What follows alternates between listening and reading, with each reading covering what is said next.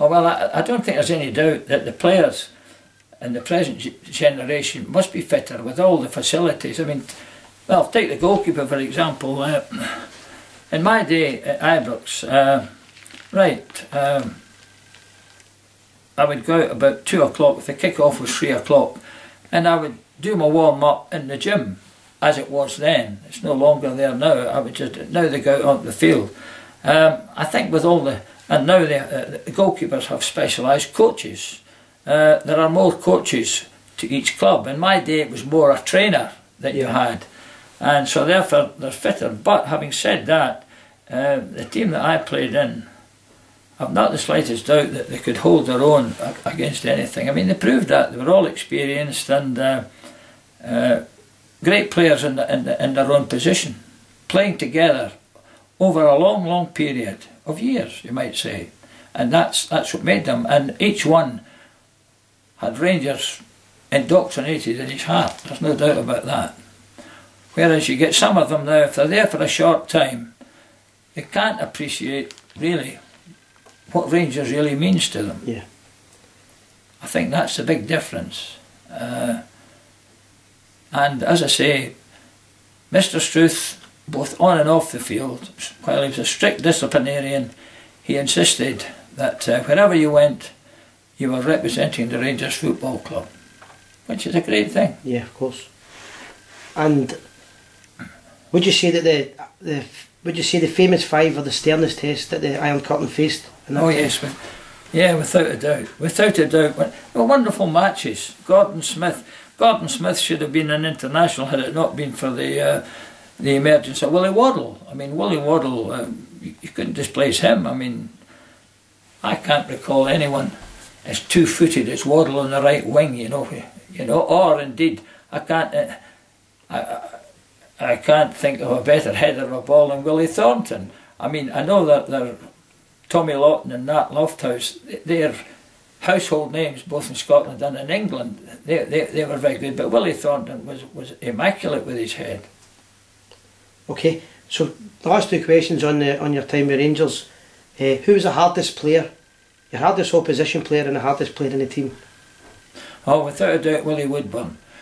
The trouble with Big Willie was that if somebody was getting hurt at the other end, if say wee Johnny Hubbard was suffering a bad tackle, Woodburn had a habit of puckering his jersey, as much to say, if you come anywhere near me, I'm going to have you. You know, that was his problem. He was a great centre half, and I would say that in my time, he's a Rangers player that I would look up to more. I've never seen a better centre half than Willie Woodburn. He was an absolute rock, and possibly I'm a bit biased because I played behind him, and we knew each other and called to each other and had a great understanding. Visited each other in social terms along with Waddle and his wife, and as I said that earlier in my interview, I think that was a great thing about the Rangers team in those days. I mean, everybody was a friend. And the hardest opposition player? Oh well, the one that gave me the most trouble was Riley, Laurie Riley, and he was great centre forward, and funnily enough, it's a sad thing to say that most of the players of my era have passed over, but at funerals and when I see Laurie, we always shake hands and say, isn't it great that you and I are still looking down at the grass? And long may that continue. So you became the manager of St Johnstone, and you managed to find a young talent who went on to sign for Rangers. Well, that was the thing. I mean, I was wondering what I would do when I decided to finish early. I'd only be about 33 or something when I decided that I'd had enough. And St Johnstone were a club that couldn't afford their players to go to Perth, and we had to rent a ground at Cartha, and I gave most of them a free transfer and started to build myself, and I was fortunate. I tried to blend a mixture of experience and youth, and 2 of the players that were very influential to St Johnstone team at the time. Probably the one that was most influential, a great player, was Ali MacDonald, who I'm happy to say had a successful managerial career himself with Hearts, and is now very much a regular visitor at Ibrox. Alec, I remember, I think he played about 3 games in the second team and scored goals, and the directors, I wanted to sign him, but something was coming in the way and I couldn't get hold of him, and I remember I went through to Glasgow and eventually I signed him, and he was a great investment for me and also for Rangers. The other one was Jim Townsend. Now Jim Townsend was a young boy. I went to Greenock one night to watch a Greenock Juniors play someday, but there was nobody that interested me, and I remember on the way back to Perth, as it was getting dark, I watched this. I saw this game on a nice pitch, and it was a sort of freckled haired player caught my eye, and this was Jim Townsend. I thought he could play, so at the end of the match I spoke to him and asked him if he liked what he did, and he said just didn't do very much, but he would come up to Perth if I paid his digs. So he came up. He'd only be a boy about 16, and he came up, and after about a month up there, he said to me, I can play as well as some of these boys in the first team, and he could. So to cut a long story short, I played him in the first team, and he was a standout, he really was, and he had cost me £80 and 2 footballs to his amateur club. And Ray Carter, he was the manager of Sunderland at the time, or Middlesbrough. He came on and eventually sold him for £27,500, which cleared the overdraft at Perth and enabled us to start a second team, and you know, I enjoyed it up there very much. I had 8 years up in Perth and enjoyed it very much, but at the end of the day I felt I had to do something different, and I was just thinking about what I would do, and when I got a call from the SFA to have an interview, and the result was I was made the manager of Scotland, and I had 4 years there. But at the end of the day, I think it was Craig Brown who said, it's a great job but almost impossible, and I think it may not be as impossible now, because Craig Levine has got a very good young squad together, young players who are keen to play for Scotland. I think, in fairness, a number of the older players, older professionals who play a lot of games for their club, they may not be too inclined, and I found that, as previous managers have found, a lot of call-offs for the friendly games and what have you, which doesn't do the morale of the team any good.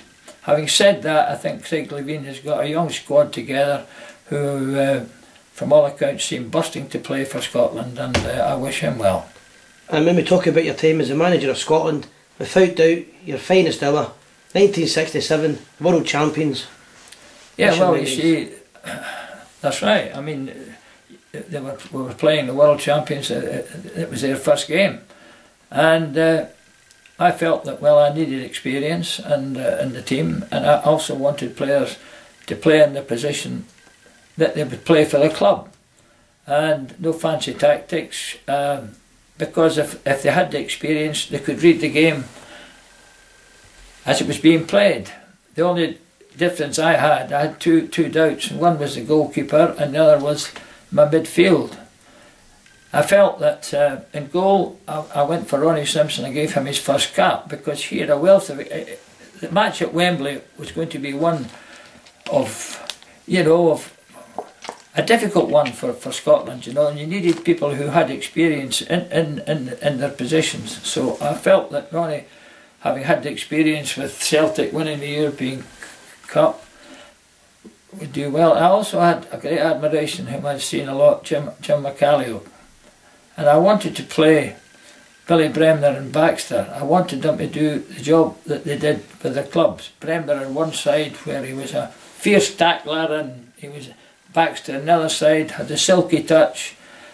And I wanted someone in between who could be a holding player if need be, at the same time go forward if the team were attacking, and that's why I put Jim McCalliope again. I wanted Jimmy Johnson on the wing, but he was hurt, so I got Willie Wallace. Willie Wallace had scored quite a number of goals. He was a goal scorer. He scored for Celtic. And Dennis Law, I wanted Dennis. Dennis had been playing for Manchester United, and he'd had a number of injuries, and he was playing slightly deeper for Manchester United.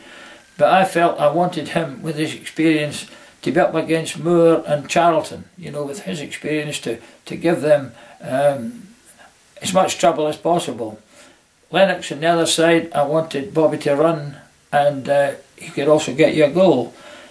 The team played wonderfully well. The full-backs, I had Tommy Gemmell, who's up and at him, Eddie McCready on the other side, whom I thought was one of the most cultured players I've ever seen.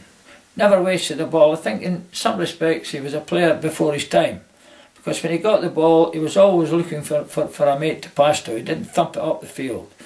And so that was the team, and on the day they dovetailed beautifully, and we should have won by more than 3-2. Having said that, I was never able to pick that team again through injury or call-offs or whatever, you know, which was sad in many ways. And but so what was the response like when you got back to Scotland? Oh well, it was wonderful to be a Scot. I mean, the phone calls I got, and my father, I remember, my father couldn't either watch it or listen to it, and he took my mother up to Callander, and they were having a walk along the river, and he wondered why all the cars were hooting and tooting and all the rest of it, until he looked at his watch and he said, "Gosh," he says, "I think they must have won." And so indeed we had. And how highly would you rate the performance of Jim Baxter that night? Well, Jim was in a team that was going forward, and he played a wonderful game. But you know, I saw that same Jim Baxter several times in England, where he struggled somewhat. I mean, he played for was it Sunderland, and then he played for Sunderland, and he played for Notts Forest. Now, with Notts Forest, I saw him several times, and he was in a struggling team. And so when we were backpedaling, Jim wasn't nearly as effective. But there's no better player than Jim Baxter than if the team were going forward and he was having an opportunity to show the skills that he inevitably had. And on that day, playing Bremner on the other side, who was the opposite, combative type of player, you know, fierce in the tackle and run all day for you. The balance with McCallaghan in the middle worked very well. And to me, that was one of the most important parts of the team. Law, on the other hand, up front, he bullied Charlton and Moore, and was a real handful, which allowed the others on the wing, you know, to play. And how did you feel regarding when you hear the analysis of the players nowadays speaking about it? Some of the players felt we should have went for more goals. Of course, Jim Baxter wanted to join the match. We should have won by more goals, but Gordon Banks had a couple of great saves, and that's what he was there for. Jim Baxter, right, yes, he drove me up the wall when sitting watching him playing keep you up. But that was the confidence that exuded, not only through Baxter, but through the team. Yeah. That was the confidence. And my confidence in Jim McCallaghan was justified, because he didn't need to be the holding player on that day. In fact, I think he scored the third goal. He certainly scored one of the goals anyway, through going forward with the attack. And it worked extremely well. And who was the best in the late player of Rangers that you saw? Well, again, I'm biased. I mean, I think Willie Woodburn I've never seen a centre half like him since. And as I say, I might be biased because I played behind him, and I knew his every move, and I knew that he was so reliable that he was worth the goal of a start, I felt. So lastly, before we finish, I'll just ask you, as a young lad in 1946, joining that famous team, being part of the Iron Curtain team, the first team to win the treble, winning the Scottish Cup 3 years in the trot, going on to become a Rangers legend, you're now a Rangers supporter, how would you sum up your memories of all the years? I sum up my memories quite simply by saying that I owe an everlasting debt to Rangers.